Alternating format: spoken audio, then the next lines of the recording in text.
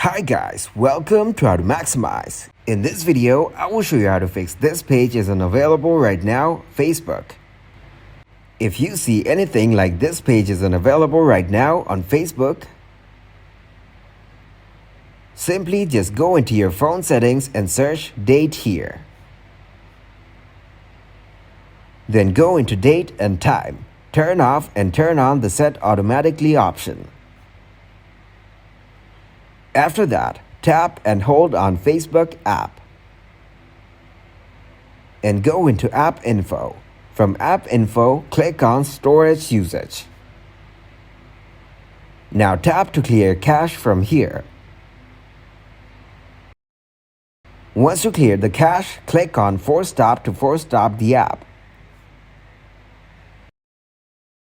Thanks for watching and please leave a like, subscribe and share.